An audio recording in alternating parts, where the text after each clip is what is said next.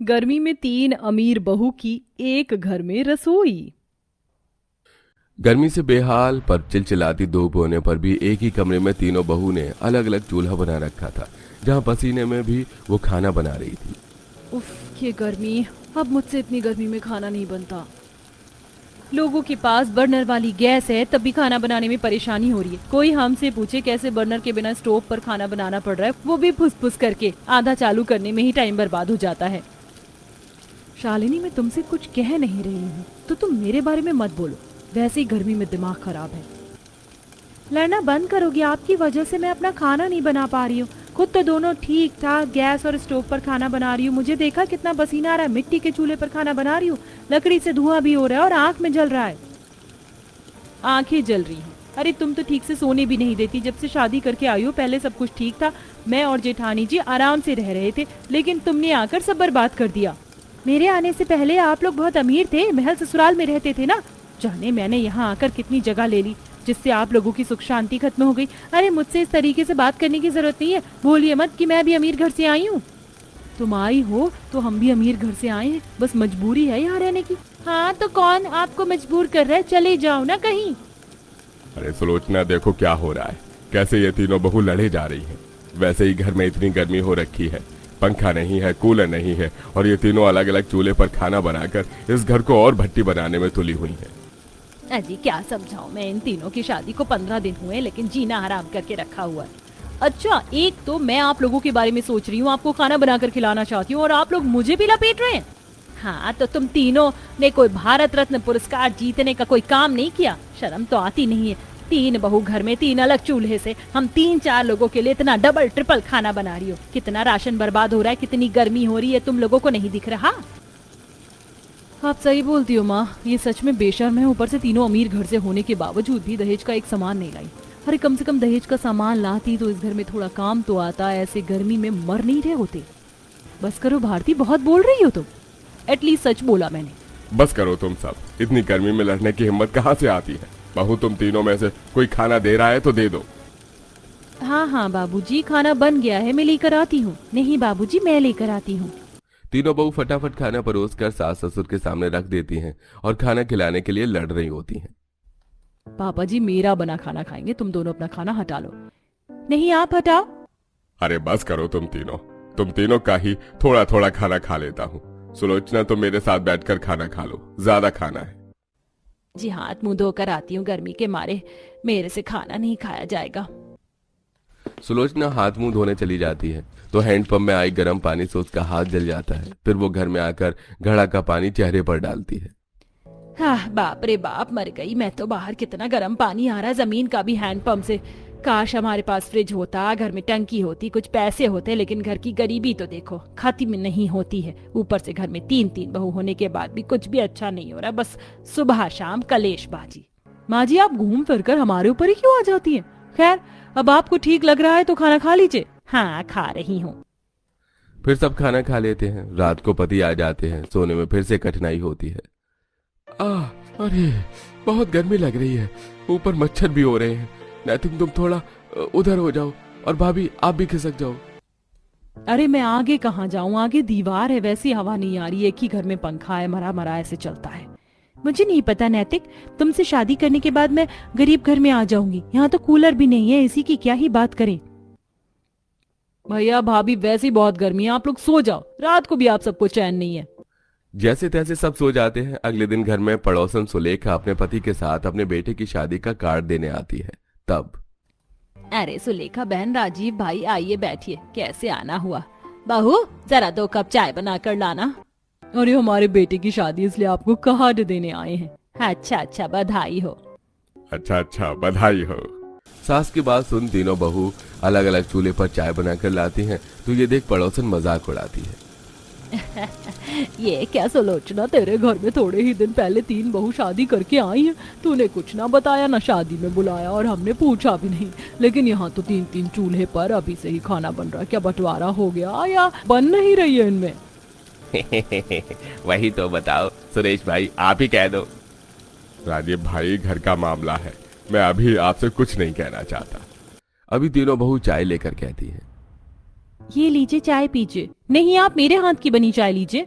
नहीं नहीं, आप इन दोनों की नहीं, मेरे हाथ की बनी चाय लीजिए, आपको अच्छा लगेगा, इसमें नमकीन भी है। देखा सुलोचना, तेरे घर का हाल, अब बता हम किसके हाथ की चाय पिए भाई, हम तो चल रहे हैं, ये चाय तुम अकेले पी लेना। वैसे भी इतनी गर्मी में हम चाय नहीं पी सकते। ये कहकर पड़ोसी लोग मजाक उड़ाकर चले जाते हैं। दरअसल पहली अमीर बहू तो दिग्विजय से यूं ही शादी करके आ गई थी, लेकिन राहुल ने शालिनी से उसके घर से भागकर शादी कर ली और तीसरा वाला इतना मासूम दिल का निकला कि आत्महत्या करती। रितिका को उसने बचा लिया और शादी करके घर ले आया। माँ बाप ने तो कुछ नहीं कहा, लेकिन शादी के कुछ ही दिनों में उनकी लड़ाई होने लगी, क्योंकि अमीर घर से होने की वजह से वो गरीब ससुराल में रह नहीं पा रही थी, लेकिन मजबूर होकर रह रही थी। वहीं तीनों घर के बेटे भी फैक्ट्री में काम करके घर का खर्च चलाने की कोशिश कर रहे थे। वक्त गुजर जाता है, आए दिन गर्मी में बुरा हाल होता है। वहीं तीनों पत्नी कभी अपने पति से लड़ती, तो कभी घर वालों से, तो कभी आपस में ही। एक शाम तीनों बहू बाजार से सामान लेने गई थी। तभी तीन बहू को प्यार से सामान लेता हुआ सुलोचना और उसकी बहू देखती है, और इसके बावजूद भी तीनों लड़ती हैं। अरे मैं लौकी की सब्जी ले रही हूँ ना कोफ्ते बनाने के लिए, तो तुम दोनों कोई दूसरी सब्जी क्यों नहीं ले रहे? मेरी नकल मत करो। अरे नकल करने के लिए आप ही बची हो क्या? आप कुछ और सब्जी ले लो, मुझे तो यही बनानी है। रितिका तुम शिमला मिर्च ले लो, नहीं तो आलू खरीद लो। अरे मैं हमेशा ही क्यों सैक्रिफाइस करूँ? छोटी हूँ तो आप दोनों मुझे ही बोलोगे, कभी खुद बड़प्पन भी दिखा दिया करो। तीनों बीच बाजार में लड़ने लग जाती हैं। आते जाते लोग उन्हें देख रहे होते हैं। तभी सुलोचना उन तीनों को घर लाकर सुनाने लगती है। कब सुधरोगी तुम तीनों, मुझे ये बता दो। देखा था ना बाजार में तीन बहू कैसे प्यार से सामान ले रही थी, और खुद को देखो कैसे कुत्ते बिल्ली की तरह लड़ रही थी। जब से शादी करके आई हो मेरे घर की सुख समृद्धि शांति भंग कर दी है। इससे अच्छा तो हम पहले ही गरीबी में रोटी बनाकर खा रहे थे, तुम्हारे आने के बाद भी सब बर्बाद हो रहा है। डबल राशन जाता है, मेरे बच्चों के पैसे लगते हैं। अगर यही पैसे बच जाते तो अब तक कूलर आ जाता घर में। वैसे तुम हाय गर्मी करती रहती हो, लेकिन तुमने घर के लिए अभी तक किया ही क्या है? अरे तुम तो पढ़ी लिखी गंवार हो, एक रसोई में मिलकर खाना नहीं बना सकती। सास की ये बात सुन तीनों बहू की बोलती बंद हो जाती है। अगले दिन घर में उनसे कोई बात नहीं करता। तब अकेले में तीनों बहू, सच में अब तो सर से पसीना बहते बहते पैरों तक आ गया है। माँ जी ने कल हम तीनों को सही डांटा है। हमने पैसे तो बहुत बर्बाद किए, लेकिन अब पैसे बचाने के लिए और कमाने के लिए क्या करें? दीदी ऐसा कुछ काम करते हैं जो हमारी पढ़ाई लिखाई नॉलेज काम आए। मुझे समझ आ गया हमें क्या करना चाहिए। बड़ी दीदी ट्यूशन पढ़ा लेंगी, मुझे फॉर्म वगैरह ऑनलाइन डॉक्यूमेंट के काम अच्छे से आते हैं, मैं वो करूंगी, और तुम कंप्यूटर क्लास दे दो बच्चों को, हर महीने 500 रुपए फीस। हाँ, इससे हमारे घर वाले भी खुश हो जाएंगे और धीरे धीरे हम अपना घर बनवा लेंगे और एसी कूलर भी ले आएंगे, साथ में चूल्हा भी एक ही रखेंगे। हाँ बिल्कुल। तब से तीनों बहू प्यार से घर में काम करने लगती हैं। बाकी की दो चूल्हे हटा देती हैं। साथ ही थोड़ा लोन लेकर रितिका 3-4 कंप्यूटर ले आती है, जहां आसपास के बच्चों को पर्चा बांटा जाता है। कंप्यूटर और कोचिंग क्लास के लिए दोनों बहू ट्यूशन पढ़ाती हैं, एक कंप्यूटर का और एक सब्जेक्ट का। बाकी तीसरी बहू घर के एक कोने में साइबर कैफे का काम खोल लेती है। लोगों के ऑनलाइन डॉक्यूमेंट भर के पैसे भेजकर और आधार कार्ड का काम करवाकर धीरे धीरे घर की आर्थिक स्थिति को बेहतर करने में मदद करती है। और 3 महीने में ही वो घर में ईएमआई पर एक एसी ले आती है, जिससे पूरे घर में एसी की ठंडी हवा बहती है। साथ ही अब उनके ट्यूशन के बैच भी बहुत ज्यादा होते हैं। कंप्यूटर का लोन भी उतार देती है और घर में मॉडर्न रसोई भी बन जाती है। एक दिन, अरे वाह, जैसे ही तुम तीनों की अकल पलटी इस घर की काया पलट गई। देखो तो अब तो हमारी रसोई भी बहुत अच्छी हो गई और घर में गर्मी की दिक्कत भी नहीं है। और माँ जी ये सब आपकी उस दिन की डांट की वजह से हुआ है, तभी हम संभल पाए। और अभी तो देखना आप, हम इसका ऊपर का फ्लोर बनाएंगे और फ्रिज भी लेकर आएंगे। हाँ बिल्कुल बच्चों। इस तरह तीनों अमीर बहू अपने गरीब ससुराल को बेहतर कर देती हैं और वहाँ खुशी खुशी रहने लगती हैं। कितना समय लगाएगी बहू? यहाँ सब खाने का इंतजार कर रहे हैं। बस माँ जी आ गई। कंचन हाथ में कांच का कटोरा लिए डाइनिंग टेबल की तरफ बढ़ रही होती है, तभी उसके हाथ से कांच का कटोरा छूट जाता है। हे भगवान, इसने ये क्या किया? पहली रसोई में ही सत्यानाश कर दिया। अब तो माँ जी के तांडव से कंचन को कोई नहीं बचा सकता। देखा नहीं था कल कैसे दीदी को एक गिलास पलटने पर सुना रही थी, जबकि वो टूटा भी नहीं था। क्या बात है बहू, मैंने अपनी कांच की रसोई का सत्यानाश करवाने के लिए तुझे अपने घर की बहू बनाया है? खा लिया खाना, भर गया पेट, और हो गई आपके कांच के महल को ढाने की तैयारी।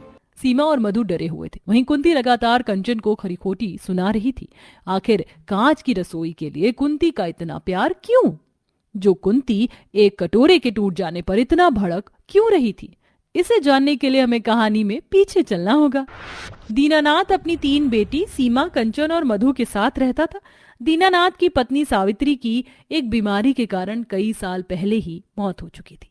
दीनानाथ की तीनों बेटियों के लिए एक ही घर से रिश्ता आता है। तुम तीनों को मैं माँ का प्यार तो नहीं दे पाया, लेकिन जिस घर में तुम लोग जा रही हो वहाँ तुम्हारी सास तुम्हारा अच्छे से ध्यान रखेंगी। दीनानाथ को अपनी तीनों बेटियों के लिए एक ही घर में रिश्ता मंजूर था। रिश्ता पक्का होने के बाद कुछ ही दिनों में दीनानाथ की तीनों बेटियों की शादी कुंती के तीनों बेटों से करवा दी जाती है। आज से ये घर तुम तीनों का है। पिता का घर तो हमेशा पराया होता है और बेटियां पराया धन। बिल्कुल भाभी, आज से ये घर आप सभी का है। सीमा, कंचन और मधु का ससुराल में काफी अच्छे से स्वागत किया जाता है। सीमा घर की सबसे बड़ी बेटी और बहू बनी थी, तो वो काफी समझदार थी। वहीं कंचन और मधु सीमा से बिल्कुल अलग थे। मधु, तूने देखा यहाँ का किचन कितना बड़ा है और किचन में मौजूद हर एक चीज कांच की है। हाँ हाँ, मैंने देखा, हमारे ससुराल की रसोई कांच की बनी हुई है। अब से हमें इस किचन में खाना पीना बनाना है तो थोड़ा सावधानी से। कांच की रसोई काफी कीमती लग रही है और कांच के बर्तन भी महंगे हैं। हाँ हाँ दीदी, हमें पता है। घर पर तो बड़ी होने का फायदा उठाया ही है आपने, यहाँ भी जेठानी बनकर बस हुक्म चला रही हो। अपनी छोटी बहन कंचन की बात सुनकर सीमा उसकी बातों को नजरअंदाज करती है। तभी कमरे में कुंती का आना होता है। मैं तुम तीनों से ये कहने आई हूँ कि कल से तुम्हारी पहली रसोई की रस्म शुरू होगी। तो पहले दिन पहली बहू, दूसरे दिन दूसरी और तीसरे दिन तीसरी बहू रसोई की रस्म पूरी करेगी। जी माँ जी, जैसा आप कहें। कुंती अब वहां से चली जाती है, लेकिन कंचन और मधु के चेहरे की हवाइयां उड़ी हुई थी। अरे नहीं नहीं, कांच के उस रसोई में जाने में मुझे डर लग रहा है, कुछ टूट गया तो आफत आ जाएगी। इसीलिए तुम दोनों को समझा रही थी कि जरा ध्यान से, कुछ टूट फूट ना जाए। अब अगले दिन सीमा पहली रसोई की रस्म पूरी करते हुए कांच की रसोई में खाना बनाती है। सामने से कांच की रसोई से तेज धूप की किरण सीमा को पसीने से तरबतर कर रही थी। अरे बाप रे दीदी, यहाँ तो कितनी गर्मी है। ये बर्तन कितने चमक रहे हैं और भारी भी हैं। इसीलिए कह रही हूँ, नाजुक चीज है, इन्हें संभाल कर और ध्यान से ही काम में लाना। बाहर सभी सीमा की पहली रसोई में बने खाने का इंतजार कर रहे थे। कुछ देर बाद सीमा सभी के लिए खाना लगाती है। भाभी, क्या मटर पनीर की सब्जी बनाई है आपने, और ये गुलाब जामुन तो लाजवाब है। कंचन देख रही है ना, दीदी को यहाँ भी तारीफ मिल रही है, आखिर हमारा क्या होगा। बहू, ये शगुन के तौर पर तेरे लिए सोने के कंगन, खाना वाकई बहुत अच्छा बनाया है। कुंती अपनी बहू को पहले ही खाना बनाते हुए देख आती है, जो सीमा साफ सफाई से और बर्तन को उसकी सही जगह पर रखते हुए खाना बना रही थी। तो कुंती को देखकर अच्छा लगता है। अभी तो तुम्हारी 2 और बहुएं बाकी हैं, उनके लिए भी शगुन बचाया है ना। वो तो खाने पर है कि उनके हाथों में खाने का कितना जादू है जो मुझ पर चलेगा। अगले दिन सुबह सीमा जल्दी उठकर खाना बना लेती है, क्योंकि कांच की रसोई में सामने से आने वाली धूप खाना बनाने वाले की हालत खराब कर देती थी। दीदी, आज तो मेरी रसोई थी, तो आपने सुबह खाना क्यों बनाया? इसीलिए क्योंकि मुझे पता है तुम दोनों के उठने का समय क्या है। तभी वहाँ मधु आती है और वो पानी का ग्लास लेकर पानी भरकर जैसे ही पानी पीने लगती है, उसके हाथ से पानी का ग्लास गिर जाता है। सत्यानाश हो इस ग्लास का। आज तुम लोगों को घर में आए दूसरा दिन हुआ है, कर दिया सत्यानाश मेरी कांच की रसोई का। लेकिन माँ जी, ये ग्लास दीदी से गिरा है। बड़ी बहू, कल तुझे मैंने बहुत सावधानी से और अच्छे से काम करते हुए देखा, लेकिन ये लापरवाही अच्छी नहीं। समझा रही हूँ, समझ ले। मधु और कंचन कुंती के चले जाने के बाद खुश होते हैं, लेकिन सीमा कोई जवाब नहीं देती। अब देर शाम कंचन अपनी पहली रसोई की रस्म पूरी करती है। खाना बन गया है बहू? हाँ, बस खाना तैयार है माँ जी। अब जैसे ही कंचन सब्जी से भरा कांच का कटोरा लेकर किचन से निकलती है और डाइनिंग टेबल की तरफ बढ़ती है, वैसे ही कंचन के हाथ से वो कांच का कटोरा गिर जाता है। कर दिया सत्यानाश इसने। इसे तो सासू माँ शगुन की जगह गालियां देंगी। और होता भी वही है जो सब सोच रहे थे। कुंती कंचन को खूब खरी खोटी सुनाती है। भर गया पेट, हो गई तसल्ली। मुझे लगता नहीं माँ, ज्यादा दिन आपकी कांच की रसोई टिक पाएगी। माँ जी, आप गुस्सा मत कीजिए, मैं इन्हें रसोई संभालना और सहजना सिखा दूंगी। उसी में भलाई है। कंचन के साथ पहली रसोई में जो कुछ होता है उससे मधु डर जाती है, लेकिन उसे भी पहली रसोई की रस्म तो निभानी थी। अब उसकी बारी थी। सब कुछ ठीक से हो जाने के बाद जब डाइनिंग टेबल पर मधु सबके लिए खाना लगा रही होती है, तभी उसके साड़ी के पल्लू से कांच के कई ग्लास गिरकर टूट जाते हैं। कोई बात नहीं बहू, गलती से हुआ है। गलती से तो मैंने तुमसे भी शादी करके की है, तो उसका क्या? बहू, कल तुझे समझाया था ना, और अपनी बड़ी बहन को देख ले कितना संभाल कर काम करती है। माँ जी, जो हुआ गलती से हुआ, तुझे बीच में बोलने की जरूरत नहीं है। कल जो तूने किया वो मैं भूली नहीं हूँ। तीनों की तीनों कान खोल के सुन लो, खासकर तुम दोनों। मेरी कांच की रसोई पर आंच आई तो जान ले लूंगी। कुंती अपनी बहू से ज्यादा अपने कांच की रसोई पर ध्यान रखती है कि उनकी बहुएं कांच की रसोई अच्छे से देखभाल कर भी रही हैं या नहीं। पानी पीने के लिए भी सोचना पड़ रहा है, कहीं कांच की ग्लास हाथ से ना छूट जाए और माँ जी का खौफ झेलना पड़े। अब कंचन और मधु देर रात किचन में खाना खाते हुए एक दूसरे से बातें कर रहे होते, तभी उनके हाथ से पानी का ग्लास छूट जाता है। तो वहां कुंती से पहले सीमा पहुंच जाती है। तुम लोगों को समझ नहीं आएगा ना? माँ जी, ये ग्लास कंचन और मधु से नहीं, मैंने गिराया है। लगता है इन दोनों की परछाई तुझे भी लग गई है। चाहती क्या है तू? आगे से ऐसा नहीं होगा माँ जी। सीमा को कुंती सुनाकर वहां से चली जाती है, लेकिन कंचन और मधु एक दूसरे को देखते हुए कहती हैं, दीदी को कुछ ज्यादा अच्छा बनने का शौक चढ़ गया है। सही कह रही है तू, अब कुछ भी गिरता है तो दीदी का ही नाम लगाएंगे। कंचन और मधु अब अपनी ही बड़ी बहन को आए दिन खरी खोटी सुनवाने लगी थी। दोनों जानबूझकर ग्लास गिरा देती और नाम सीमा का। अब कंचन और मधु खाना बनाते हैं। बहू खाना लगा दे, भूख जोरों की लगी है। कंचन अब सभी के लिए खाना लगाती है, लेकिन वह खाना खाते ही कुंती आग बबूला हो जाती है, क्योंकि खाना खराब हो चुका था। और कुंती कंचन और मधु को खूब सुनाती है, बहुत हो गया, अब मैं और नहीं सह सकती। ये खाना खराब हो चुका है, अभी के अभी तुम दोनों मेरे घर से निकलो। माँ जी, मैं आपके आगे हाथ जोड़ती हूँ। इन दोनों की गलती बस इतनी है कि इन्होंने खाना रसोई में रख दिया था और वहां से आने वाली धूप के कारण ये खाना खराब हो गया। कंचन और मधु अपनी बहन को गिड़गिड़ाता हुआ देख अपनी बहन और सास से माफी मांगती हैं। माँ जी, मुझे माफ कर दो। दीदी ने हमारे लिए जितना किया, हमने उतना ही उन्हें रुलाया है। माँ जी, अब तक हमसे जो गलती हो रही थी, आगे से अगर हमने ये गलती दोहराई तो हमें आप घर से बेशक निकाल दीजिएगा। कंचन और मधु को एहसास हो जाता है कि जिस दीदी से वह नफरत कर बैठी थी, असल में वह उसकी माँ थी, जो हर वक्त उन्हें प्रोटेक्ट करती थी।